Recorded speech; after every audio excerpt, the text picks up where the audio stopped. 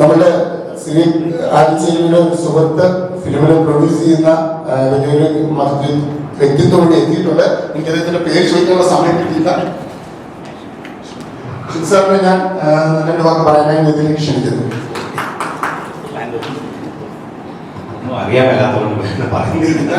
പരിചയപ്പെടുത്താലോ, ഞങ്ങൾക്ക് വേണ്ടി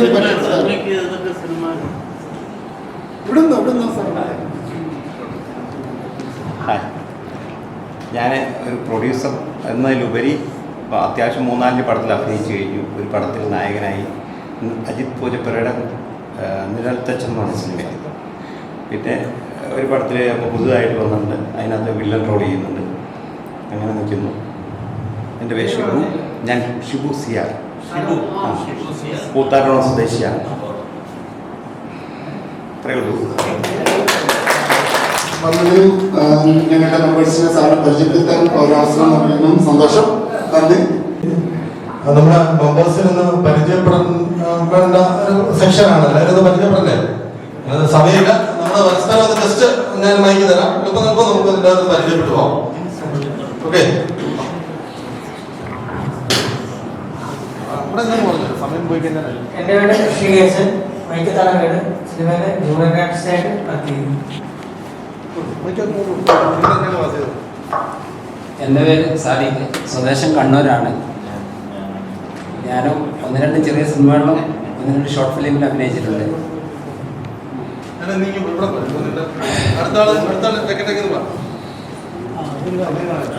എൻ്റെ പേര് ജിജേഷ് എന്നാണ്. പുതുപ്പള്ളി, കോട്ടയം പുതുപ്പള്ളി എന്നാണ് വരുന്നത്. ഇതുപോലെ ഇതിൽ പങ്കെടുക്കാൻ പറ്റിയിട്ടുള്ള സന്തോഷമുണ്ട്. അപ്പോൾ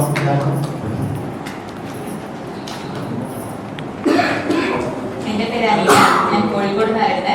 പിന്നെ സാറ് മോളാണ്.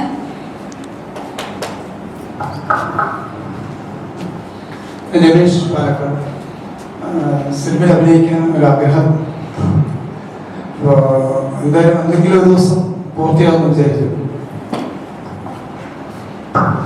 നമസ്കാരം എല്ലാവരും. എൻ്റെ പേര് അംബികേശൻ. ഏതെങ്കിലും ചെറുപ്പം മുതലേ ആഗ്രഹിക്കുന്ന ഒരു 30 വയസ്സ് മുതൽ ആഗ്രഹിക്കുന്ന ഒരു കാര്യം എന്ന് പറഞ്ഞാൽ ഏതെങ്കിലും ഒരു സിനിമയുടെ ടൈറ്റിൽ കാണിക്കുമ്പോൾ കഥ അംബികേശൻ എന്ന് കാണിക്കണം. ഈ ആഗ്രഹവുമായിട്ട് തന്നെ നടക്കുകയാണ്. ഈ നേരത്തെ നമ്മുടെ പട്ടം ബഷീർ സാറ് പറഞ്ഞ പോലെ അതിന്റെ പിറകെ തന്നെ ഞങ്ങൾ നടക്കും. എപ്പോഴെങ്കിലും എത്തുമ്പോൾ എത്തട്ടെ. പിന്നെ ജീവിത സായന്ത്രമൊക്കെ ആയി പോകുമ്പോൾ പോട്ടെ, അതിനൊന്നും പ്രശ്നമൊന്നുമില്ല. ഓക്കെ, എല്ലാവർക്കും എല്ലാ നന്മകളും നേരുന്നു. നമ്മുടെ സിനിമകളെല്ലാം വൻ വിജയമാകട്ടെ എന്ന് ആശംസിക്കുന്നു. എൻ്റെ ഒരു തോമസ് ജോസഫ്. ഞാൻ അതിനോട് പ്രത്യേകിച്ചൊന്നും എനിക്ക് പറയാനില്ല. ഒരു കലാകാരനാണ്, അത്ര തന്നെ. Thanks lot.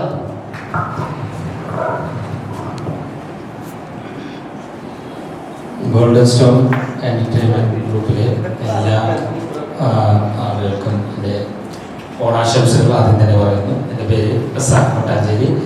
ഞാൻ ഷോർട്ട് ഫിലിം ആൽബം ഡയറക്ടറാണ്. പിന്നെ സീരിയലിലും സിനിമകളിലും അതേപോലെ ആൽബങ്ങളിലും പരസ്യങ്ങളിലും അഭിനയിക്കുന്ന ഒരു അഭിനേതാവാണ്. പിന്നെ ഈ അടുത്ത് ഇറങ്ങിയ അറേബ്യൻ ചിത്രയുടെ പരസ്യത്തിൽ അഭിനയിച്ചിട്ടുണ്ട്. അതിൽ നായകനായും ഉപനായകനായും അഭിനയിച്ചു. JSK, അതേപോലെ വാഴ 2 ഇനി ഇറങ്ങാനുണ്ട്. അങ്ങനെ കുറച്ച് സിനിമകളിലൊക്കെ അഭിനയിച്ചിട്ടുണ്ട്.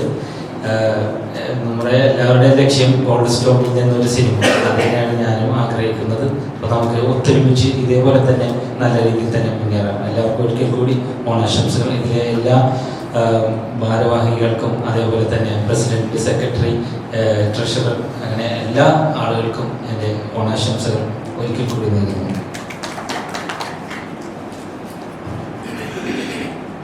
എൻ്റെ പേര് ഷിംബു, പിന്നെ റസാക്കിൻ്റെ വൈഫാണ്.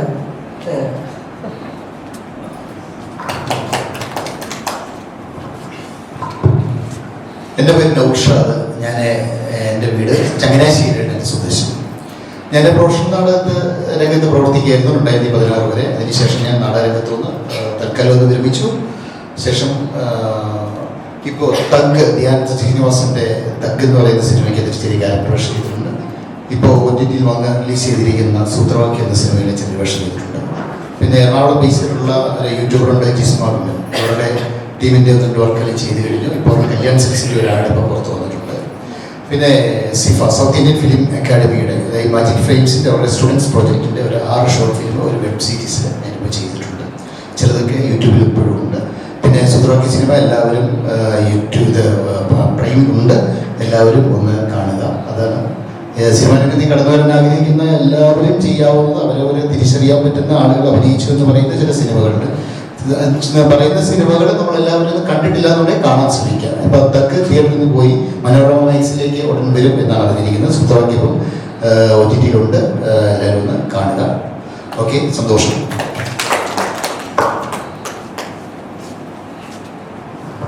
പേര് ഗേഗി. ഞാൻ ഗോൾഡൻ സ്ട്രോമിൽ മെമ്പറൊന്നുമല്ല, എൻ്റെ ഫ്രണ്ടായിരുന്നു. ഞങ്ങൾ തമ്മിലൊരു വർക്കിൽ ഇൻവോൾവ് ആയതുകൊണ്ട് ഇതിനെപ്പറ്റി അറിഞ്ഞ് അങ്ങനെ വരാൻ പറ്റിയത് സന്തോഷം. മെമ്പർഷിപ്പ് എടുക്കാവുന്നതാണ്. എൻ്റെ പേര് അരുൺ കെ.വി. നമ്മുടെ സുഹൃത്താണ് ഗേവി. സിനിമ ഞങ്ങളുടെ സ്വപ്നം സിനിമ തന്നെയാണ്. അപ്പം എന്തായാലും ഗോൾഡൻ സ്ട്രോം വഴി നല്ല സിനിമകൾ ചെയ്യാൻ പറ്റുന്നുണ്ട്. പിന്നെ നമ്മുടെ പുള്ളി ഞാൻ ഒരു ഷോർട്ട് ഫിലിം ഇപ്പം പൂർത്തിയായി കഴിഞ്ഞ് ഇനി റിലീസാക്കണം. അപ്പോൾ ഞങ്ങളും സിനിമ പറയാനാണ്. അപ്പോൾ ഗോൾഡൻ സ്ട്രോം നല്ലൊരു സിനിമ സംരംഭമായിട്ട് ശക്തിയോടെ ആശംസിക്കുന്നു. എൻ്റെ പേര് ഗോപാലകൃഷ്ണൻ, പാലക്കാട് തെച്ചിക്കോട്. ഞാൻ കുറേ വർഷങ്ങളായി സിനിമാമായി നടക്കുന്ന ഒരാളാണ്. അങ്ങനെയാണ് ഞാൻ ഈ ഗോൾഡ് സ്ട്രോമിൽ വന്നു ചേർന്നത്. എന്തെങ്കിലും എൻ്റെ ആഗ്രഹം സഫലീകരിക്കുമെന്ന് വിചാരിക്കുന്നു. എല്ലാവർക്കും നമസ്കാരം. എൻ്റെ പേര് അൻസമാണ്, എറണാകുളം സ്വദേശിയാണ്. സിനിമയിൽ ജൂനിയർ ആർട്ടിസ്റ്റൊക്കെ ആയിട്ട് വർക്ക് ചെയ്യുന്നുണ്ട്. പിന്നെ ഇപ്പോൾ 2 സീരിയൽ ചെയ്തു. അങ്ങനെ മുന്നോട്ട് പോകുന്നു. അഭിനയമാണ് പാഷൻ. എല്ലാവർക്കും ആശംസ. എല്ലാവർക്കും നമസ്കാരം. എൻ്റെ പേര് ആനന്ദ് കവൽ. ഞാൻ വയനാട് സ്വദേശിയാണ്. ഒരു 3-4 സിനിമയിലൊക്കെ ചെയ്യുമ്പോൾ കാണിച്ചിട്ടുണ്ട്. വെബ് സീരീസ്, ടെലിഫിലിം അതൊക്കെ ചെയ്തിട്ടുണ്ട്.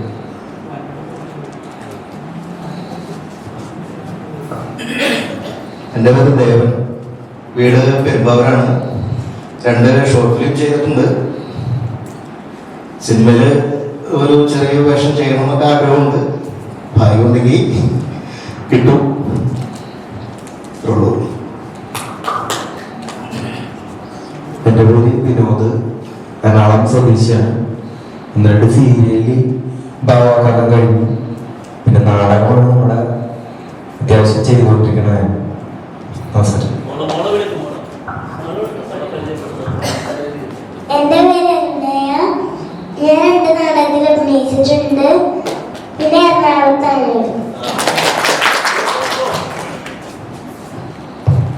എൻ്റെ പേര് ഷിബു. ഞാൻ തൃശ്ശൂരാണ് എൻ്റെ വീട്. ഞാനിതുപോലെ 2 ഷോർട്ട് ഫിലിമിൽ ഞാൻ അഭിനയിച്ചിട്ടുണ്ട്. പിന്നെ ജൂനിയർ ആർട്ടിസ്റ്റായിട്ടാണ് പോകുന്നത്.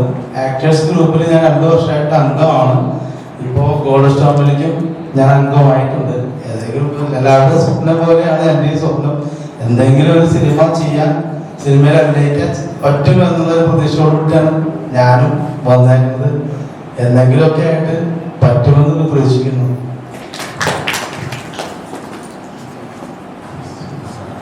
എൻ്റെ പേര് അൻസർ. എനിക്ക് പറയത്തക്ക എക്സ്പീരിയൻസ് ഒന്നുമില്ല. പിന്നെ ദിനേശ് മോഹൻ്റെ പടത്തിൽ ഒരു ചെറിയ റോൾ തരാമെന്നുണ്ട്. പറഞ്ഞിട്ടുണ്ട്. ആ ഒരു പ്രതീക്ഷയിലിരിക്കുന്നു.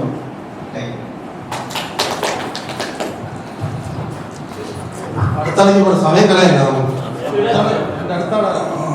നമസ്കാരം. ഹാപ്പി ഓണം. ഗോൾഡൻ സ്ട്രോം ഉഷാറായിട്ട് വരട്ടെ എന്ന് ചുരുക്കിക്കൊണ്ട്, പിന്നെ എൻ്റെ ഒരു ചങ്കാണ് ഇതിൽ കൊണ്ടുപോകുന്നത്. എൻ്റെ ചങ്കായ സുനിൽ സാറാണ്. പിന്നെ ഗോൾഡൻ സ്ട്രോമില് ഒരുപാട് പേര് എത്തിയിട്ടുണ്ടാവും. നമുക്ക് സ്ട്രോങ് ആയിട്ട് കൊണ്ടുവരാൻ എല്ലാ കലാകാരന്മാരും പറഞ്ഞാൽ കഷ്ടപ്പാടില്ലാണ്ട് കയറി വരാൻ പറ്റില്ല ഇതിലേക്ക്. ചിലപ്പോൾ ബുദ്ധിമുട്ടുകൾ വരും. അപ്പം അതുപോലെ ഒരുപാട് ചെറിയ കുഞ്ഞ് ആർട്ടിസ്റ്റാണ്. അതായത് ഒരുപാട് ഇങ്ങനെ തന്നെ കഷ്ടപ്പെട്ട് ഇങ്ങനെ ചാൻസ് കിട്ടിയ ഒരു ആർട്ടിസ്റ്റാണ്. കുഞ്ഞ് ആർട്ടിസ്റ്റ്. ഫൈസൽ എന്നാണ് എൻ്റെ പേര്. മട്ടാഞ്ചേരി സ്വദേശം.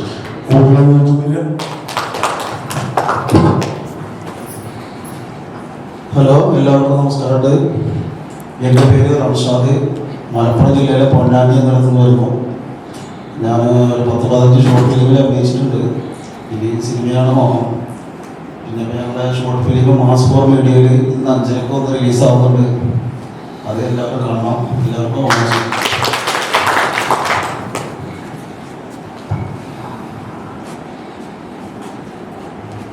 എല്ലാവർക്കും ആദ്യമായി എൻ്റെ ഓണാശംസകൾ. എൻ്റെ പേര് ഹനീഫ പ്രനാനി. പിന്നെ ഒരുപാട് കണ്ടന്റ് ചെയ്തിട്ടുണ്ട്, അതുപോലെ ഷോർട്ട് മൂവി ചെയ്തിട്ടുണ്ട്. അടുത്ത ആള് നമുക്ക് സമയം എന്ന് പറഞ്ഞ സാധനം വിലപ്പെട്ട അത് നമുക്കില്ല.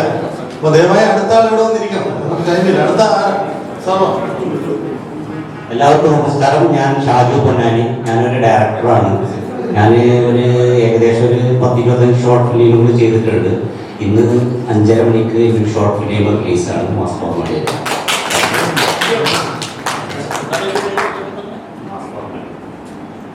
എല്ലാവർക്കും നമസ്കാരം.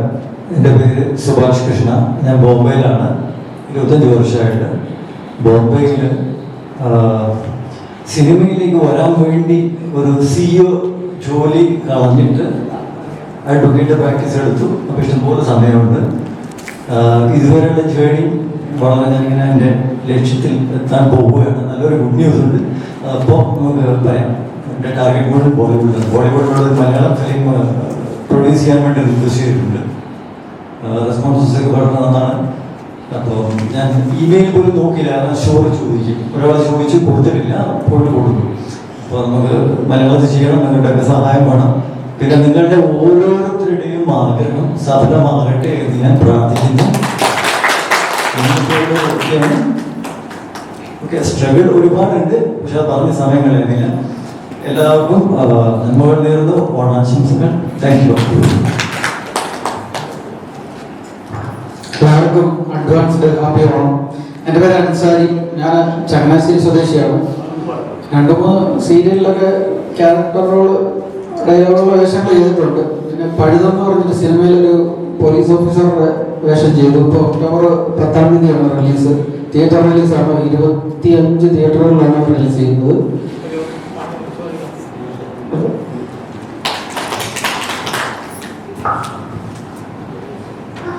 എല്ലാവർക്കും നമസ്കാരം. ആദ്യം തന്നെ എല്ലാവർക്കും നല്ലൊരു ഓണം ആശംസിക്കുന്നു. ഞാൻ ഗിരീഷ് മാമോട്. ഞാനും സുനിൽ സാറും ചേർന്ന് നിർമ്മിക്കുന്ന ഒരു കുഞ്ഞു സിനിമ സംഹാരതാണ്ഡവം. അതിൻ്റെ ഡയറക്ടർ നമ്മുടെ ജിനേഷ് ബോധൻ. ഇതിന് നിങ്ങളെ എല്ലാവരും സപ്പോർട്ട് ഉണ്ടാവണം. നമ്മുടെ ഗോൾഡൻ സ്റ്റോമിൻ്റെ ആൾക്കാരൊക്കെ കൂടുതൽ ആൾക്കാർ നമ്മൾ ഓഡിഷൻ വെച്ചിരുന്നു. അതിനകത്ത് പറഞ്ഞ അതിൽ ആൾക്കാരൊന്നും വന്നില്ല. എങ്കിൽ തന്നെയും അതിൽ നിന്നും കുറേ ആൾക്കാരെ നമ്മൾ സെലക്ട് ചെയ്യാൻ സാധിച്ചു. അതിനൊരു വലിയ കാര്യം. പിന്നെ ആദ്യം തന്നെ ഒരു കാര്യം പറഞ്ഞോട്ടെ, ഈ പുറത്തുനിന്ന് ഈ സിനിമയെ വിമർശിക്കുന്നവർക്കും നമ്മുടെ ഗോൾഡൻ സ്റ്റോമിനെ കുറ്റം പറയുന്നവരും ആദ്യം മനസ്സിലാക്കേണ്ട കാര്യം എന്ന് വെച്ചാൽ, ഒരു സിനിമ ഉണ്ടാക്കി എടുക്കുക എന്ന് പറയുന്നത് തന്നെ ഒരു വലിയ ബുദ്ധിമുട്ട് ഉള്ള കാര്യമാണ്. പല കാര്യങ്ങളുണ്ട്. അത് സംഘടനയിൽ പ്രവർത്തിച്ച ജിൻസാറിനും ഇവിടെ ഈ ഗ്രൂപ്പ്, ഈ സിനിമയുമായി ബന്ധമുള്ള എല്ലാവർക്കും അറിയാവുന്ന കാര്യമുണ്ട്. പുറത്തുനിന്ന് നോക്കുന്നവർക്ക് അത് മനസ്സിലാകുന്നുണ്ടാവില്ല. അതിന്റെ ബുദ്ധിമുട്ടുകൾ, അതിന്റെ ഭാരവാഹിത്വം വഹിക്കുന്ന ആൾക്കാർക്കേ മനസ്സിലാക്കാൻ പറ്റുള്ളൂ. ആ ബുദ്ധിമുട്ട് മനസ്സിലാക്കി കുറ്റങ്ങൾ പറഞ്ഞു പോയിക്കൊണ്ടിരുന്നാൽ കുറ്റങ്ങളുടെ പുറകെ പോകാൻ കഴിയുള്ളൂ. നമ്മളത് ആ കുറ്റങ്ങളെ എങ്ങനെ ശരിയാക്കി എടുക്കാം എന്ന് ചിന്തിച്ച് അതിലൂടെ സപ്പോർട്ടായിട്ട് നിൽക്കുകയാണെങ്കിൽ മാത്രമേ നമ്മുടെ ഈ സംരംഭം നമുക്ക് വിജയിപ്പിക്കാൻ സാധിക്കുകയുള്ളൂ. Thank you all.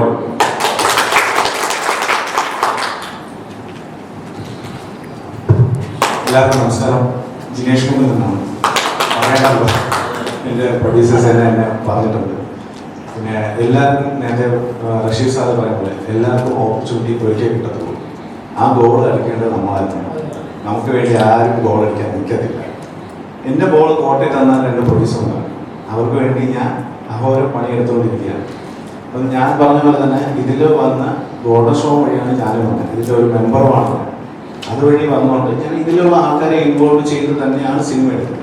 നമ്മുടെ ഗ്രൂപ്പിലും ഇങ്ങനെ വേണ്ടാത്ത രീതിയിൽ സംസാരം വരുമ്പോഴൊക്കെ നമുക്ക് പെയിൻ വരാം. കാര്യം ഞാൻ പറയാം, ഞാനിപ്പോൾ ഗോൾഡൻ സ്റ്റോമിൽ അല്ലെങ്കിൽ നിങ്ങൾക്ക് സംസാരിക്കാൻ പറ്റുമോ, ഇവർ ഗോൾഡൻ സ്റ്റോമിൽ ഇല്ലല്ലോ എന്നുള്ളൊരു വാക്ക്.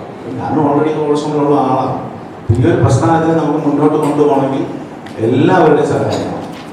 ഇവിടെ ഇരിക്കുന്നവരല്ല, ഇനി ഇരിക്കുന്നവരെ ഇവിടെ പ്രൊമോട്ട് ചെയ്ത് വെളിയിലോട്ട് കാണാൻ വേണ്ടി ഇരിക്കുന്നവരുടെ പ്രൊമോട്ട് ചെയ്ത് ഇതിനകത്തോട്ട് കൊണ്ടുപോകും. അതായിരിക്കണം ലക്ഷ്യം. ഒരിക്കൽ കൂടെ എല്ലാവർക്കും നന്ദി. ഹാപ്പി. Thank you. എന്നെ ഞാൻ എല്ലാവർക്കും അറിയാമെന്നറിയാം. എൻ്റെ പേര് സിയ വഹാബ്. ഞാൻ ചങ്ങനാശ്ശേരി സ്വദേശിയാണ്. ഞാൻ ഗോൾഡ് സ്റ്റോമിൻ്റെ ആദ്യമുള്ള സെക്രട്ടറി. കാരണം ഗ്രൂപ്പിലൊന്നും ഞാൻ കൂടുതൽ പ്രതീക്ഷപ്പെടാറില്ല. രണ്ടുപേരൊക്കെ ഉത്തരവാദിത്തം കൂടുതൽ സുനിലും ജിൻസുമാണ് സാധാരണ ഗ്രൂപ്പിൽ മെസ്സേജ് ചെയ്ത് ഞങ്ങളുടെ കാര്യങ്ങളൊക്കെ. എന്നാലും എൻ്റെ അറിവോടുകൂടി ഞാനാണ് എൻ്റെ കണ്ടന്റ് തയ്യാറാക്കി കൊടുത്താലും അവരാണത് കൂടുതലും നിങ്ങളോട് ഇന്ററാക്ട് ചെയ്യും. പക്ഷെ ബാക്കിൽ ഞാനുണ്ട്. എല്ലാ കളികളിലും ഞാൻ നിന്നാണ് അത് ചെയ്യുന്നത്. പിന്നെ വളരെ എന്ന് വെച്ചാൽ ഞാൻ സിനിമയിൽ നേരത്തെ അസിസ്റ്റന്റ് ഡയറക്ടറായിരുന്നു.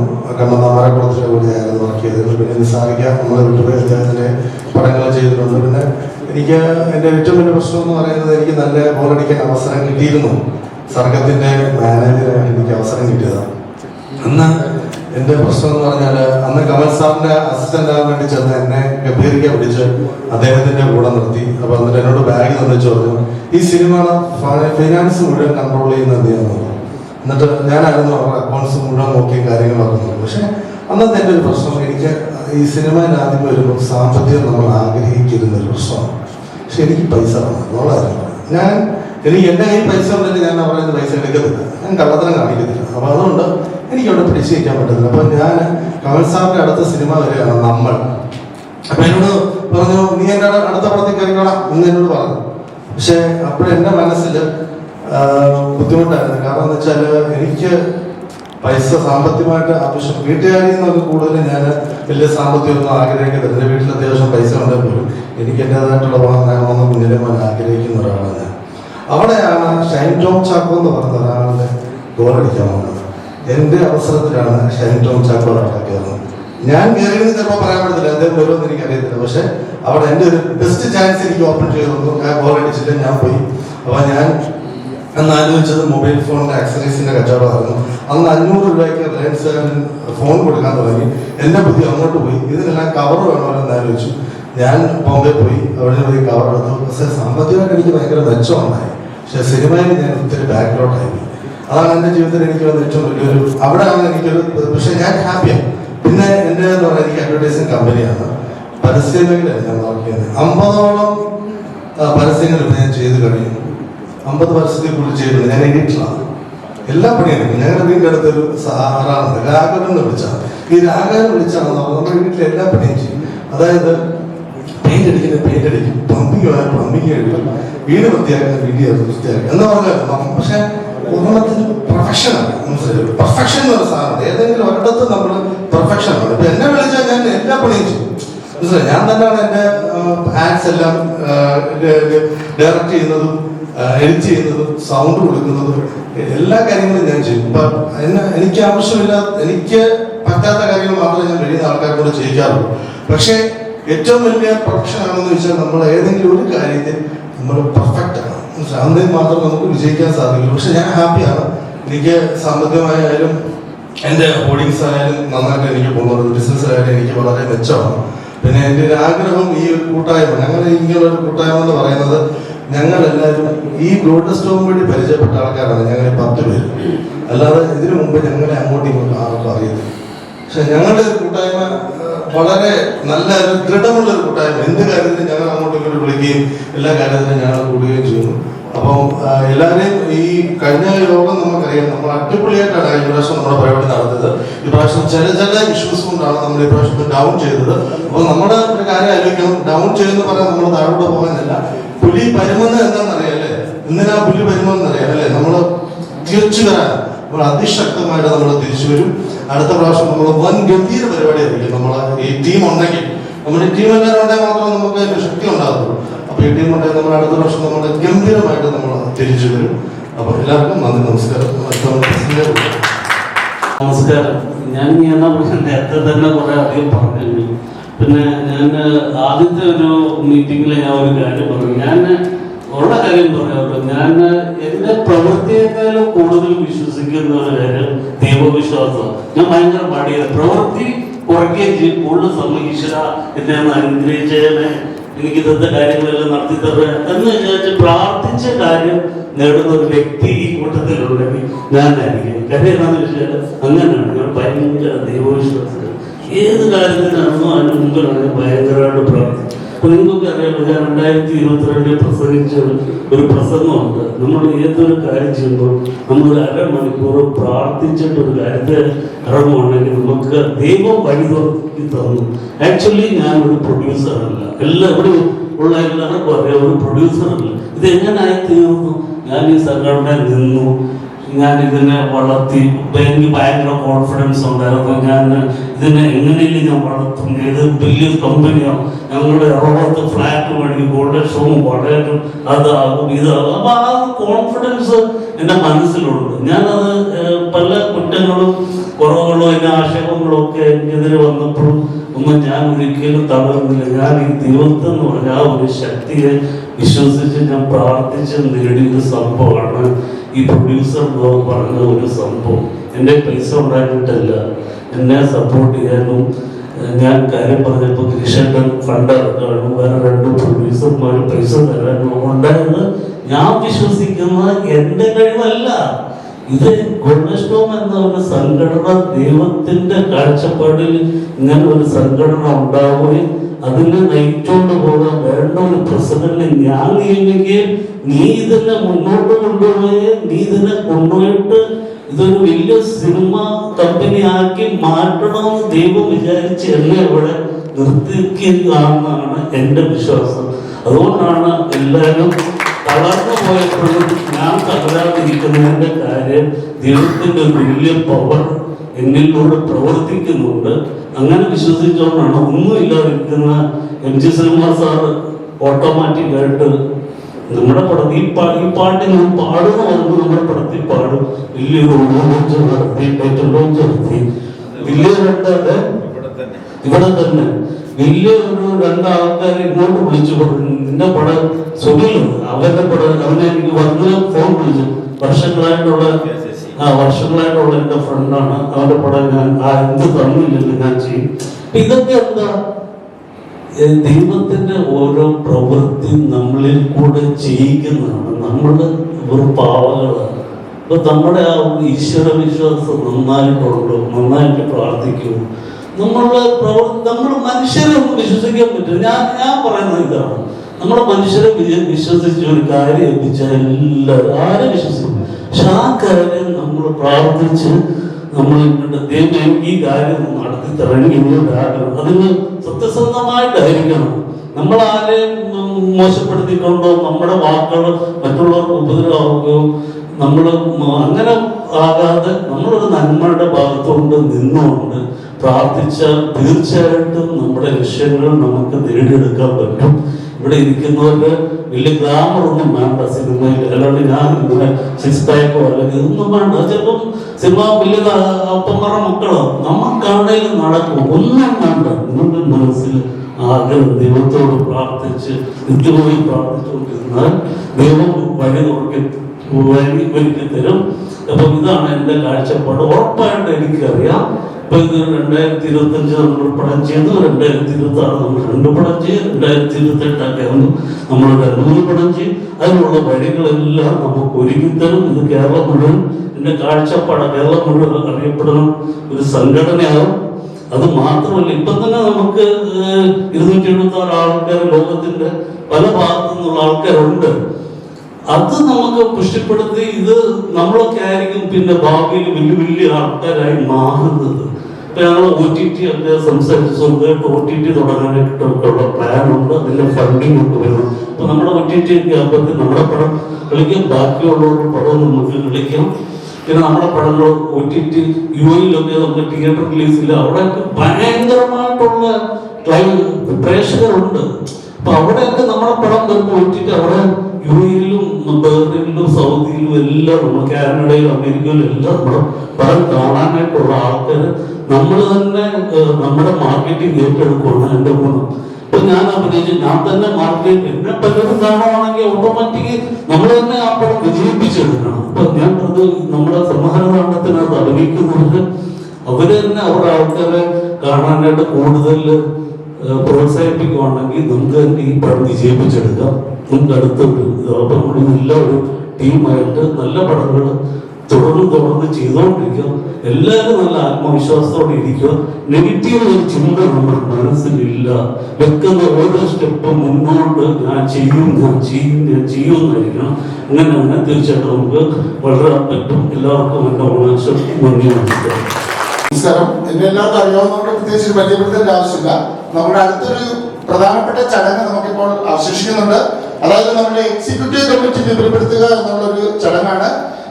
അതില് നമുക്ക് ഇപ്പൊ പേര് നൽകിയിരിക്കുന്നവര് ഷിബു ആലൂർ, ഋഷികേശൻ, അഷഫ് തീരം, ജിനീഷ് മുകുന്ദൻ, ഗിരീഷ് KR, സിജി രാജൻ, റഫീഖ് മണ്ണാർക്കാട്, ഗിരീഷ് കൂലിയാട്ട്, അൻസാർ ചങ്ങനാശ്ശേരി. ഇത്രയും പേരാണ് നമുക്ക് പേര് തന്നിരിക്കുന്നത്.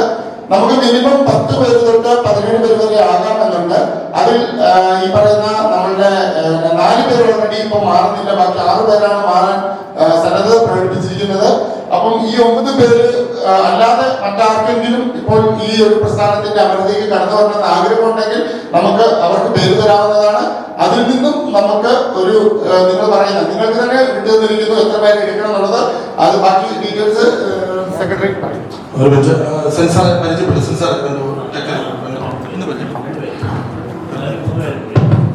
എൻ്റെ പേര് സെൻ ശശിധരൻ, ഓണബി സ്ക്രിപ്റ്റ് റൈറ്റർ. ഞാൻ ബേസിക്കലി എഞ്ചിനീയറാണ്. ഞാൻ സ്കൂളിൽ വർക്ക് ചെയ്തു. അങ്ങനെ ഇരിക്കുമ്പോൾ ദൈവം ഇങ്ങനെ ഓരോ വിഷം തരും. കുറേ കഥകളും കഥാപാത്രങ്ങളൊക്കെ നമ്മുടെ മുമ്പിൽ വരുമോ, അവർ അഭിനയിച്ച് കാണിക്കും. ഞാനതൊക്കെ എഴുതി കൊടുക്കും. അങ്ങനെയാണ് നമ്മൾ സ്ക്രിപ്റ്റ് ചെയ്തത്. അപ്പോൾ അതൊക്കെ ഇനിയിപ്പോൾ റിലീസ് ചെയ്യാനുള്ള ശ്രമത്തിലാണ്. നടക്കും വിചാരിക്കുന്നു. Wish everybody all the best. എല്ലാവർക്കും ഓണാശംസകളും തരുന്നു.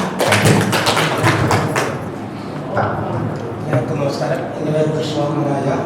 ഞാൻ 1980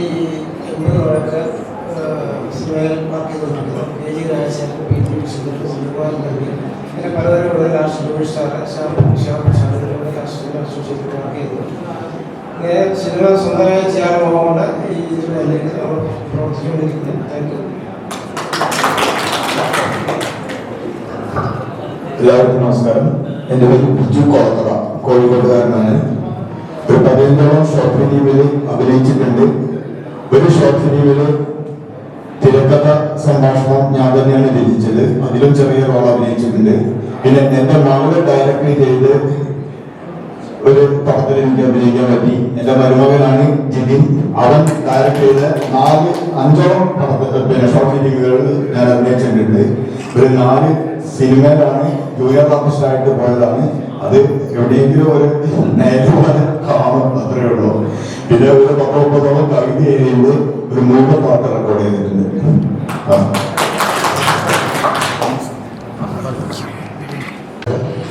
പണ്ട് കാട്ടില് ഒരു സിംഹം ഉണ്ടായിരുന്നു.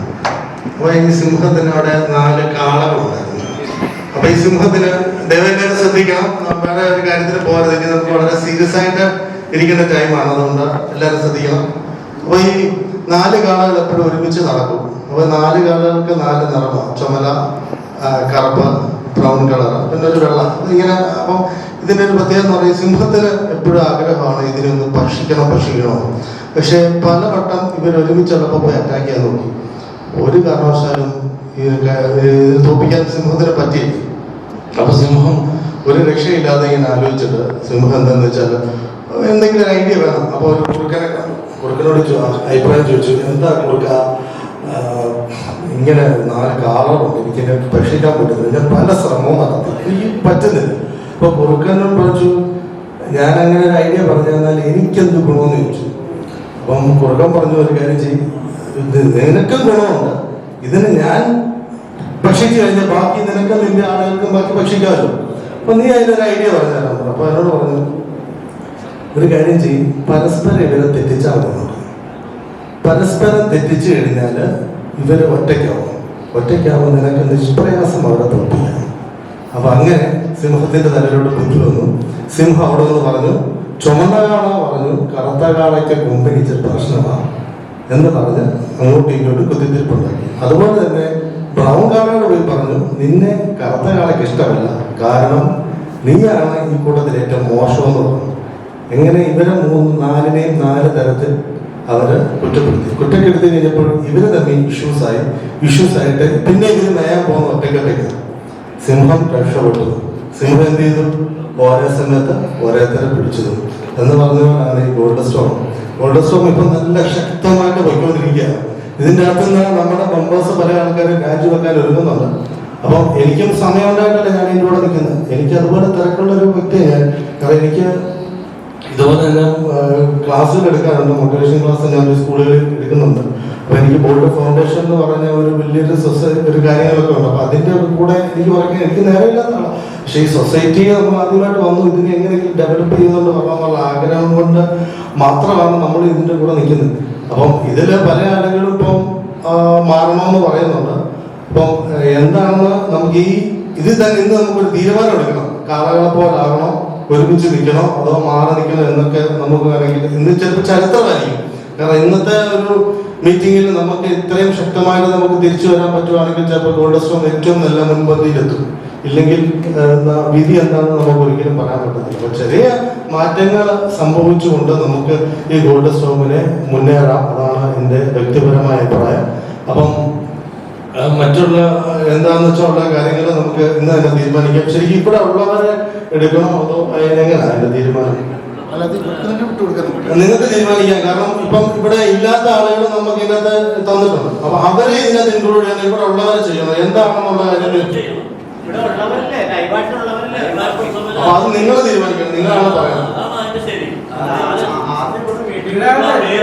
പറഞ്ഞു തീരുമാനിക്കാനൊന്നുമില്ല. കാരണം ഈ ഒരു ആനുവൽ മീറ്റിംഗിൽ പോയി പങ്കെടുക്കാൻ കഴിയാതെ വരുന്നവരില്ല. എന്നാന്നറിയോ വേറെ റീസൺ ഉമ്മ ഇങ്ങനെ ഐസിയു കിടക്കുക. പുള്ളി സ്ഥിരം 3 ഇതിന് വന്നിട്ടുണ്ട്. അപ്പൊ അഷ്റഫിക്ക് അതിന് ഭയങ്കരമായിട്ട് പറയുന്നു ഉമ്മ ആശുപത്രിയാണ് ഞാൻ വരാതെ അത് കൺസിഡർ ചെയ്യണം പറഞ്ഞിട്ടുണ്ട്. അതുകൊണ്ട് ടിക്കറ്റ് 2 ടിക്കറ്റ് ബുക്ക് ചെയ്തത് പുള്ളി എനിക്ക് വാട്സാപ്പിൽ ചെയ്തു. അല്ലെ അങ്ങനെ പരിഗണിക്കണം. അത് മാനസിക 2 പ്രാവശ്യം വന്നിട്ടോളാം മാറ്റുള്ളതുകൊണ്ട് അത് ഞാൻ അത് കൺസിഡർ ചെയ്യുന്നു. അതെ അഷ്റഫിക്കാന്റെ കാര്യം നിങ്ങളുടെ വിട്ടിരിക്കുന്നു. അതൊന്ന് നിങ്ങൾ പറയണം. അത് എഴുതാം. ഷിബു ആളൂരുണ്ടോ? ഓക്കെ, ഒരാള് ഋഷികേശൻ, അക്ഷരതീരം, ഗിരീഷ്, സിനി രാജനില്ല വന്നിട്ട്. സിനിക്ക് എന്തെങ്കിലും കാരണം പറഞ്ഞിട്ടുണ്ടോ? സിനി ഒരു പേഷ്യന്റ് ആണ്. നമുക്ക് സിനിയെ കുറിച്ച് നന്നായിട്ട് നമുക്കൊന്നും പറയാൻ പറ്റത്തില്ല. ഓക്കെ, റഫീഖ് മണ്ണാടകാട് വന്നിട്ടില്ല. ഗിരീഷ് കൂലിയാട്ട്, അൻസാർ ചങ്ങനാശ്ശേരി. അപ്പൊ എൻ്റെ ഒരു അഭിപ്രായത്തിൽ നമുക്ക് ഈ 10 പേര് തന്നെ കൊണ്ട് മുമ്പോട്ട് പോകണമെന്നാണ് എൻ്റെ ഒരു വ്യക്തിപരമായ അഭിപ്രായം. നിങ്ങൾ എങ്ങനെ അംഗീകരിക്കുന്ന എനിക്കതില്ല. കാരണം എന്താണെന്ന് വെച്ചാൽ എങ്ങനെ 10 പേര് അല്ല, ഇപ്പൊ നമ്മൾ ഓൾറെഡി 10 പേരുണ്ട്. അതിൽ ചെറിയ സ്ഥാനമാറ്റങ്ങൾ അങ്ങോട്ടും ഇങ്ങോട്ടും മാറ്റിക്കൊണ്ട് ബാക്കിയുള്ളവരെ അതിൽ നമുക്ക് 2-3 പേരെ ഓൾറെഡി ഷിജു ബാംഗ്ലൂരിൽ നമുക്ക് മാറ്റാനുണ്ട്. പിന്നെ നമുക്ക് 6 പേര് നമുക്ക് മാറുന്നുണ്ട്. 4 പേരുള്ളത് അല്ല, ബാക്കിയുള്ളവരും പറയട്ടെ. ഇവിടെ ഉള്ളതിൽ സെൻസാർ ഉണ്ട്. സെൻസാർ നോക്കിയിട്ടുണ്ടോ ഇല്ലയോ എന്നുള്ളത് സെൻസാർ പറയുക. ബിജുചേട്ടൻ മാറുവാണ്. ഞാൻ തുടരുന്നില്ല. 3 പിന്നെ പറഞ്ഞസാറുണ്ട്. ഞാൻ തുടരുന്നില്ല. പക്ഷെ എന്ത് കാര്യത്തിനും കൂടെ നേട്ടം. പ്രത്യേകിച്ച് കാരണം മാറാൻ വേണ്ടിയില്ല. അത് പേഴ്സണലായിട്ടുള്ള ചില വിഷയങ്ങൾ കൊണ്ടാണ്. എല്ലാ സംഘടനകളോടുള്ള പ്രശ്നമുണ്ടോ ഒന്നുമല്ല. 6 പേരാണ് മാറുന്നത്. അതായത് ഞാന്, ബിൽച്ചേട്ടന്, പിന്നെ നമ്മുടെ സെൻസാറ്, പിന്നെ രാജൻ സാമൂഹ് എന്ന് പറഞ്ഞ ആൾ വരാറില്ല, പിന്നെ നമ്മുടെ രാജീവ് കുമാർ എന്ന് പറഞ്ഞ ആൾ വരാറില്ല, ഷിജു. അപ്പൊ ആകെ ഉള്ളത് കൃഷ്ണവർമ്മരാജ സാറുണ്ട്, സുനിലുണ്ട്, സിയുണ്ട്, ശൈലജ ചേച്ചിയുണ്ട്. ശൈലജ ചേച്ചിയുടെ അമ്മയുടെ 41 ഒക്കെ ആയതുകൊണ്ടാണ്.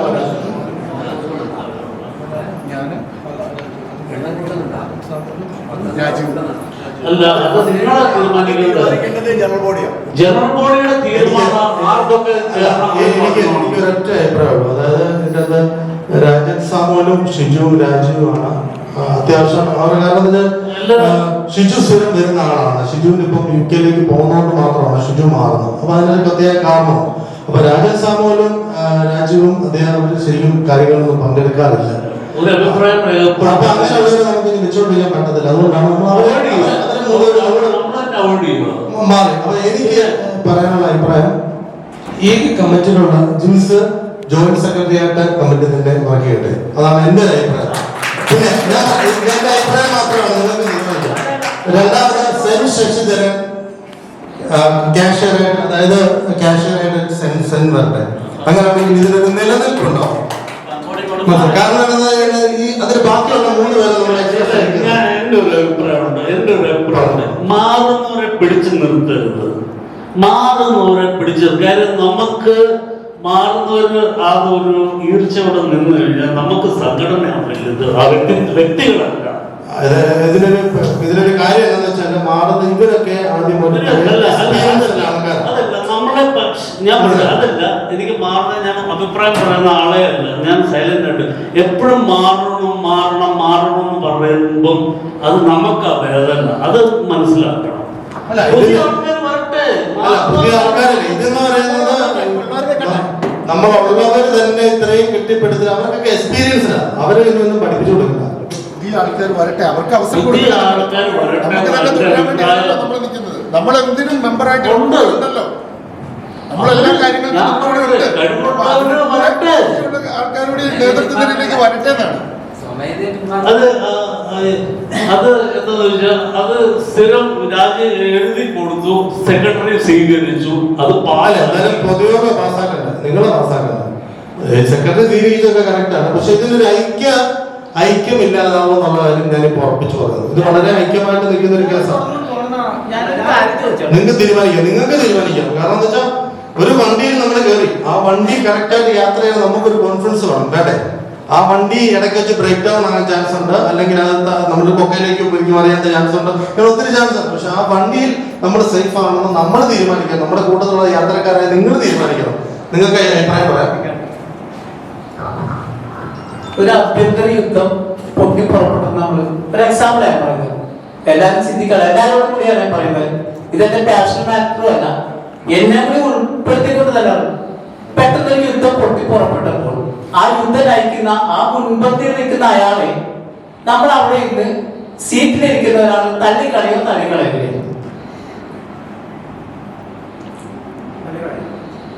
ഇല്ല. യുദ്ധം മുമ്പിൽ നിന്ന് യുദ്ധം നയിക്കുന്ന ഒരാളെപ്പോഴും ആ രാജ്യത്തിന്റെ എല്ലാ പ്രതിബദ്ധതയും ഉൾക്കൊണ്ട ഒരു വ്യക്തിയായിരിക്കും. ജനങ്ങളുടെ സേഫ്റ്റിയാണ് നോക്കുന്നത്, മറ്റുള്ള അയൽരാജ്യത്തിന്റെ അല്ല, ശത്രുപാളയത്തിന്റെ അല്ല നോക്കുന്നത്. അപ്പോ ആ യുദ്ധം നയിക്കുന്ന ആളെ നമ്മൾ ഒരിക്കലും ത്രോ ചെയ്യരുത് എന്നുള്ളതാണ് ഞാൻ പറഞ്ഞതിനുള്ള ഉദ്ദേശം. അതിലൊരു കാര്യമുണ്ട്. എന്നാന്നറിയോ, യുദ്ധം ചെയ്യുന്ന ഭടന്മാരും രാജാക്കന്മാരും എല്ലാം നല്ല ഉഗ്രം തന്നെയാണ്. ഒന്നിനൊരു കുഴപ്പമില്ല. അവർക്ക് പല്ല് നഷ്ടപ്പെടാം. അല്ലെ, ഞാൻ ഇല്ലെന്ന് പറഞ്ഞാൽ നമ്മൾ എന്ത് ചെയ്യണം? ഇത് സ്ഥിരമായിട്ട് കേട്ടോണ്ടിരിക്കുന്ന ഒരു സംഗതി ആണെങ്കിൽ എനിക്ക് വയ്യ, എനിക്ക് അങ്ങനെ വയ്യ എന്ന് പറയുമ്പം യാതൊരു കാരണവശാലും സെക്രട്ടറി അപ്പൊ അങ്ങനെ നിൽക്കാൻ പാടില്ല.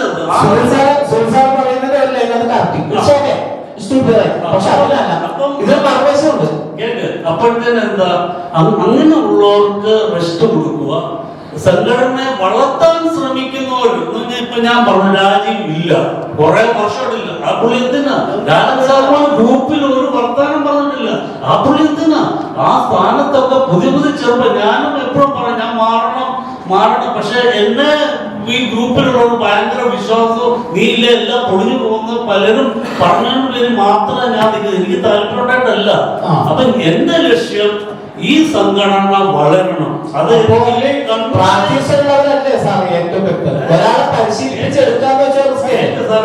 അപ്പൊ ഞാൻ പറയുന്നത് വളർത്താനുള്ള പുതിയ ആൾക്കാർ വന്ന് സംഘടന വളർത്തണം എന്നാണ് എന്റെ അഭിപ്രായം. മാത്രമേ അഭിപ്രായം, ബാക്കി എല്ലാവരും പറയട്ടെ. മാത്രമേ അഭിപ്രായം, എല്ലാവരും പറയട്ടെ. ഞാൻ മാത്രം ഇപ്പോൾ ജിൻസാറ് ട്രഷറർ മാറുന്നതായിട്ട് പറഞ്ഞു.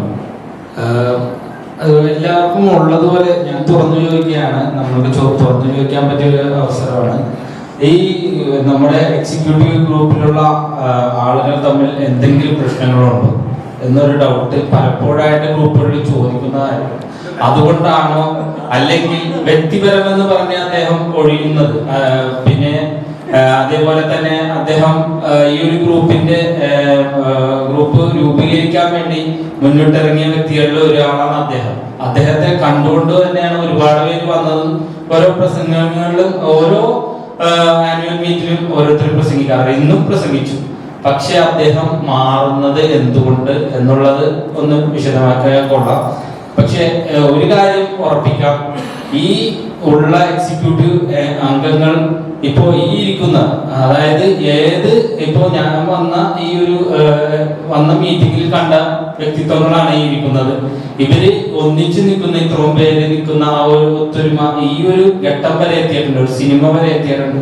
അതിൽ നിന്ന് ഓരോരുത്തർ കൊഴിഞ്ഞു പോകുമ്പോൾ അത് ഗ്രൂപ്പിനെ ബാധിക്കുന്നു എന്ന് തന്നെയാണ് എനിക്കൊന്ന് പറയാനുള്ളത്. അപ്പൊ വ്യക്തിപരം എന്താണെന്ന് കൂടി ഒന്ന് അറിയിച്ചാൽ ഒന്ന് കൊള്ളാമായിരുന്നു. അങ്ങനത്തെ എന്തെങ്കിലും കാരണം കൊണ്ടാണെങ്കിൽ ഒരാളെ നമുക്ക് ഒരിക്കലും പിടിച്ചു നിർത്താൻ പറ്റില്ല. അവർക്ക് വ്യക്തിപരമായിട്ടുള്ള കാര്യങ്ങളുണ്ട്, ഒരിക്കലും തെറ്റരുതെന്നാണ് എനിക്ക് പറയാനുള്ളത്.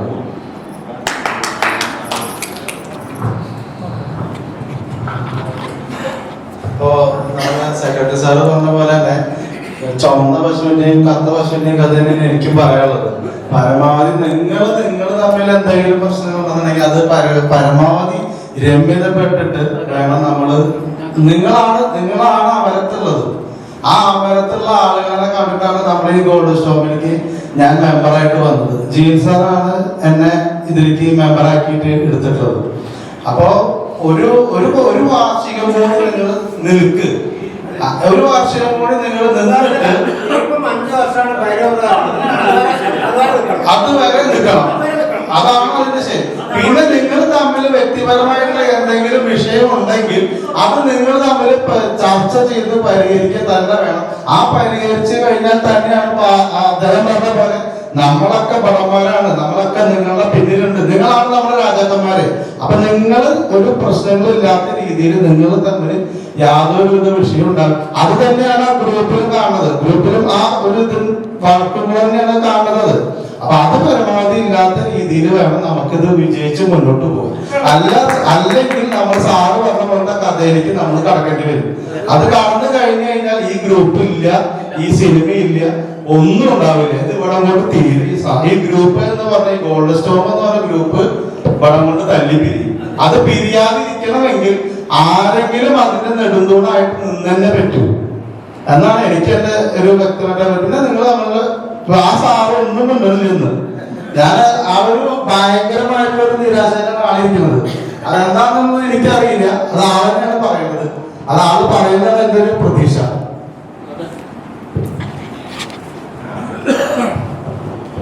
നമ്മളെല്ലാം പറയുന്ന പോലെ തന്നെ ആദ്യത്തെ ഒരു സിനിമ അത് പൂർത്തിയായി കഴിയുന്നവരെ നിങ്ങൾ എല്ലാവരും ഈ സ്ഥാനത്ത് തന്നെ തുടരുമെന്നാണ് എന്റെ അഭിപ്രായം. ഞങ്ങളെ വഴികാട്ടിയായിട്ട് നിൽക്കുന്നില്ല, നിങ്ങൾ കുറച്ച് സഹിക്കും, ഞങ്ങളേക്കാ വഴികാട്ടിയായിട്ട് നിൽക്ക്, ആരും വിട്ടു പോകല്ലേ. ഇതിനകത്ത് ഓപ്ഷൻ ഉണ്ടെന്ന് പറഞ്ഞാൽ ജിൻസ് തിരക്കില്ല, ജിൻസ് നല്ല തിരക്കില്ല. കാരണം പുള്ളിക്ക് അസിസ്റ്റന്റ് ഡയറക്ടറായിട്ട് വർക്കിലൊക്കെ ആകുമ്പോൾ പുള്ളിയെ ജോയിന്റ് സെക്രട്ടറി ആയിട്ട് മാറ്റിക്കൊണ്ട് ആ അക്കൗണ്ട് സെക്ഷനിൽ നമ്മൾ സെൻഷൻ ചെയ്ത് കൊടുക്കും. ഇത്ര മാത്രം നമ്മൾ നടക്കുന്നില്ല. പിന്നെ ബിജു ഒരു കാരണവശാലും ഞങ്ങളെ വിട്ട് പോകുന്നില്ല. ബിജു ഞങ്ങളുടെ ചങ്ക. കാരണം ബിജുനെ ഞങ്ങൾക്ക് വിടാൻ പറ്റുന്നില്ല അല്ലേ? ബിജു വിടത്തില്ല. ബിജുനെ ഞങ്ങൾ വിടുന്ന പരിപാടി ചെയ്തിട്ടുണ്ട്. അതുകൊണ്ട് 3 പേരെ മാത്രം നമ്മൾ സെലക്ട് ചെയ്തു. 3 പേര് എക്സിക്യൂട്ടീവ് അംഗങ്ങളായിട്ട് നമുക്ക് 3 പേർക്ക് വരെ 3 പേരെ മാത്രം സെലക്ട് ചെയ്തു. എല്ലാവരും കൈ എല്ലാം ഓക്കെ അല്ലേ? എല്ലാവരും ഓക്കെ അല്ലേ? എല്ലാവരും കൈ അല്ല എന്നാ പിന്നെ അടുത്ത യുവാവിനെ വിട്ടുകൊടുത്ത് തീരുമാനിച്ചോ? ഞാൻ എന്റെ കാര്യം പറഞ്ഞു. ഞാനൊരു കാര്യം പറയാം. നമ്മള് ഇത്രയും പേര് മത്സരിക്കണം എന്ന് പറഞ്ഞിട്ട് പേര് തന്നിട്ടുണ്ട്. നമ്മൾ 10 പേരിൽ 3 പേര് ഓൾറെഡി തീരെ ഓരോരുത്തരോട് പോകുന്നുണ്ട്. അങ്ങനെ വരുമ്പോൾ ഇത്രയും പേര് വന്ന് നമുക്ക് 10 മുതൽ 17 വരെ എക്സ്പോർട്ടുകൾ ആകാം എന്നൊരു ചോയ്സ് ഉണ്ട്. അത് എങ്ങനെ വേണം എന്ന് തിരഞ്ഞെടുക്കേണ്ടത് ജനറൽ ബോഡിയാണ്.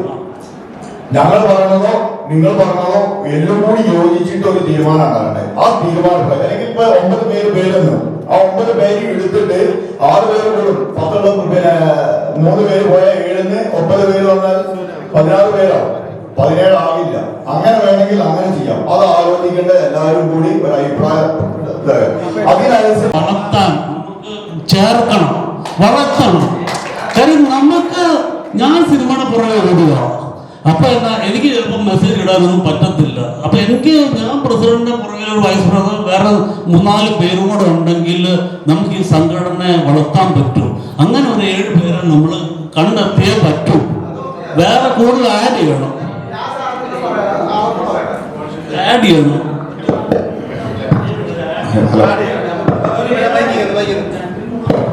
ഇപ്പൊ നമുക്ക് അടുത്തൊരു തീരുമാനം എടുക്കാം.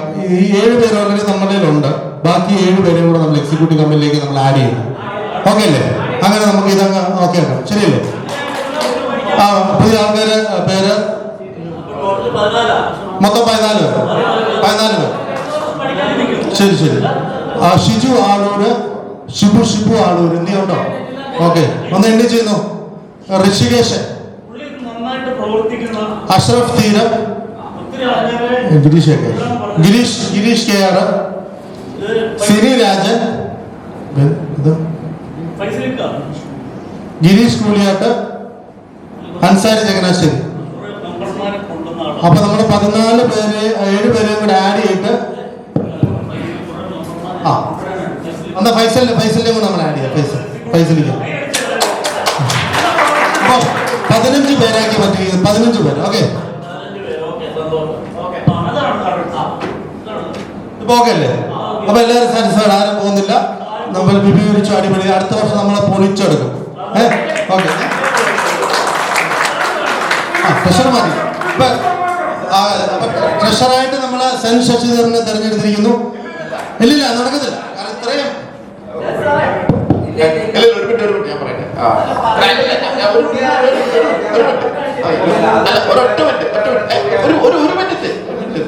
ഇപ്പൊ പുതുതായിട്ട് ഇത്രയും പേര് ചേർന്നിട്ടുണ്ട്. ട്രഷറായിട്ട് ആരെങ്കിലും ഒരാൾ മുന്നോട്ട് വരിക. ഐ വിൽ ഗിവ് യു ജിൻസുമായിട്ടും അങ്ങനെയാണ്.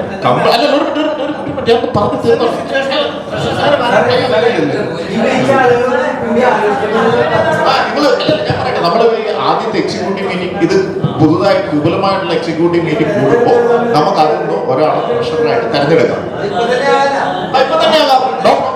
ഹലോ സാർ, പരിചയമില്ലാത്ത ഒരാളെ ട്രഷറിലേക്ക് തെരഞ്ഞെടുക്കണേ.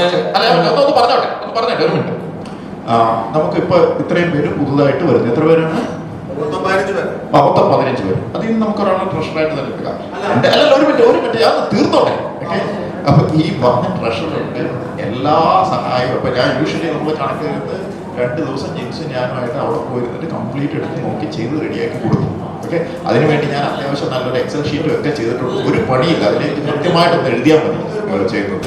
ഒരു ബുദ്ധിമുട്ടില്ല. ആരെങ്കിലും ഒരാൾ ഏറ്റെടുക്കുക. അല്ല ഇതിന്റെ ഒരു കാര്യം എന്താണെന്ന് വെച്ചാൽ നമുക്ക് എക്സ്പീരിയൻസുള്ള ഒരാൾ വേണം. അതുകൊണ്ടാണ്. കാരണം എന്താ വെച്ചാൽ സെന്നൊക്കെ ആദ്യമേ നമ്മുടെ കൂടെ ഉള്ള ആൾക്കാരാണ്. ഇനി നമുക്ക് ഒരാളെ പഠിപ്പിച്ചെടുക്കാനൊന്നും നടക്കത്തില്ല. തൽക്കാലം സെൻസാർ സ്പെഷ്യൽ സ്ഥാനത്ത് ഇരിക്കട്ടെ. അക്കൗണ്ട്സ് എന്തെങ്കിലും ഉണ്ടെങ്കിൽ ഞാൻ നോക്കിക്കോളാം. ഐ ക്യാൻ ഡു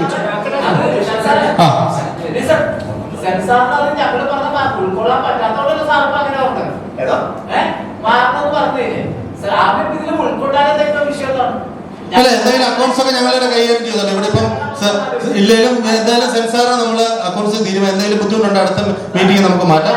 ഓക്കെ കേട്ടോ, ഇത് അടുത്ത മീറ്റിംഗിൽ നമ്മൾ തീരുമാനിക്കുന്നത്. ഓക്കെ, അപ്പൊ സെൻസാറിനെ നമ്മൾ അങ്ങനെ തീരുമാനിച്ചു വെച്ചിരിക്കുന്നു കേട്ടോ, അക്കൗണ്ടായിട്ട്. ശരി,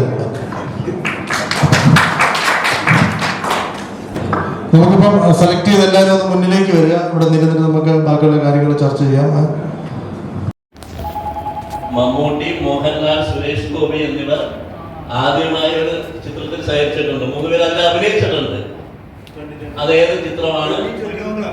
യെസ്, ഇവിടെ വരും. ആ ചിത്രത്തിന്റെ സംവിധായകന്റെ പേര് കൂടി പറയും. Dennis Joseph. ഡെന്നിസ് ജോസഫ് ഉത്തരം ശരിയാണ്.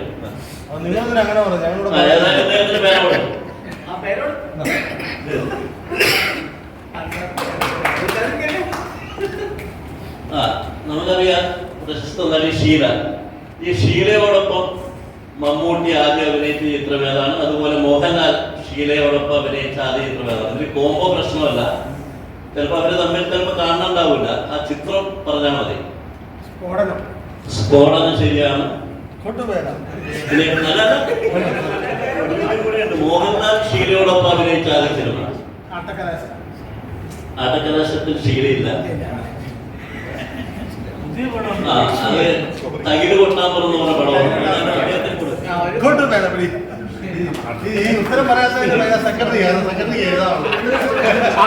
വേണുഗോപാലിന്റെ ആദ്യം സ്ഫോടനത്തിൽ ഞാൻ വർക്ക് ചെയ്ത അദ്ദേഹം സ്ഫോടനത്തിന് വേണ്ടി വർക്ക് ചെയ്തിട്ടുണ്ട്. ഓക്കെ. അപ്പൊ വേണുഗോപാലി ആദ്യം സംവിധാനം ചെയ്ത മോഹൻലാൽ സിനിമ ഏതാണ്? ആദ്യം സംവിധാനം ചെയ്ത മമ്മൂട്ടി സിനിമ ഏതാണ്? സുഗമോദേവി ശരിയാണ്. പിന്നെ മമ്മൂട്ടി ചിത്രം ആയിരപ്പറ. കറക്റ്റ് വാ.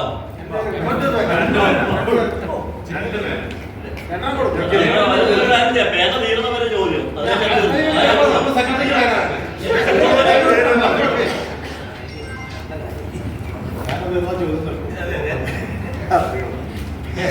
അടുത്തത് സത്യനന്ദിക്കാരന്റെ ഏത് ചിത്രത്തിലാണ് മമ്മൂട്ടി ആദ്യമായിട്ട് അഭിനയിച്ചത്? ഏത് ചിത്രത്തിലാണ് മോഹൻലാൽ ആദ്യമായിട്ട് അഭിനയിച്ചത്? സത്യനന്ദിക്കാരൻ. അല്ല അല്ല,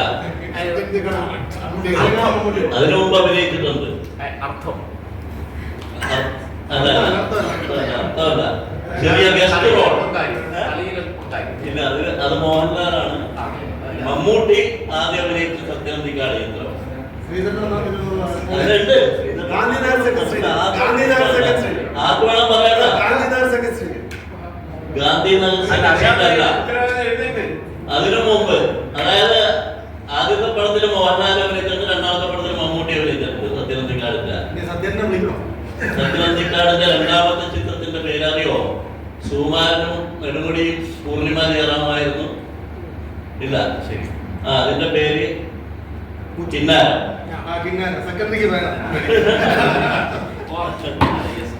അത് തീർന്നവരാണ് കൊടുക്കാം.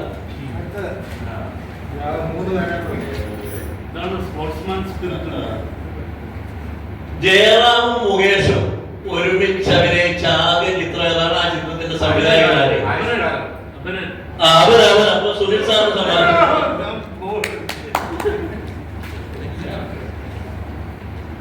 ദിലീപും കുഞ്ചാക്കോ ബോബനും ഒരുമിച്ച് അഭിനയിച്ച ആദ്യ ചിത്രം? ഡയറക്ടർ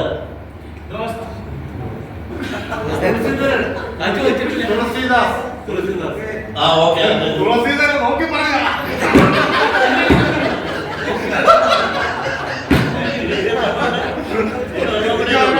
ലാസ്റ്റ് ചോദ്യം. നമ്മുടെ ഗാനഗന്ധർവനായിട്ടുള്ള യേശുദാസ് ചില ചിത്രങ്ങൾക്ക് സംഗീത സംവിധാനം നിർവഹിച്ചിട്ടുണ്ട്. ശ്രീ യേശുദാസ് സംഗീത സംവിധാനം നിർവഹിച്ച ഒരു ചിത്രത്തിൽ മോഹൻലാൽ അഭിനയിച്ചിട്ടുണ്ട്. ആ ചിത്രം ഏതാണ്? ആ ചിത്രത്തിൽ തന്നെ ഭാർഗവൻ എന്ന കഥാപാത്രമായി അഭിനയിച്ച നടൻ ആരാണ്? ഇതാണ് ചോദ്യം. വലിയൊരു ചിത്രത്തിലെ മോഹൻലാല് അഭിനയിച്ചിട്ടുണ്ട് യേശുദാസിന്റെ സംഗീതത്തിൽ. ആർക്കെങ്കിലും അറിയാമോ? കുറെ പഴയതാണ്. ആ ചിത്രത്തില് പ്രേം നസീറാണ് നായകൻ. പ്രേം നസീറിന്റെ അറിയോ? അല്ല, സിനിമയുടെ പേരാണ് ആദ്യം അറിയേണ്ടത്. സിനിമയുടെ പേര് സഞ്ചാരി. അതില് ഭാർഗവൻ എന്ന കഥാപാത്രത്തെ അവതരിപ്പിച്ച നടൻ ജയനാണ്. അപ്പൊ ഇതിന്റെ സമ്മാനം എനിക്ക്. ഓക്കെ,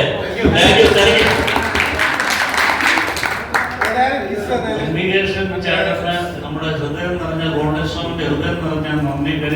കഴിഞ്ഞ പ്രാവശ്യമെല്ലാം ഇതുപോലെ ഓരോ കാര്യങ്ങളായിട്ട് അദ്ദേഹം ഈ പ്രായത്തിലും നമ്മുടെ കൂടെ ചെറുപ്പക്കാരുടെ കൂടെ ഒരു ബാല്യം വന്ന പോലെ തോന്നി.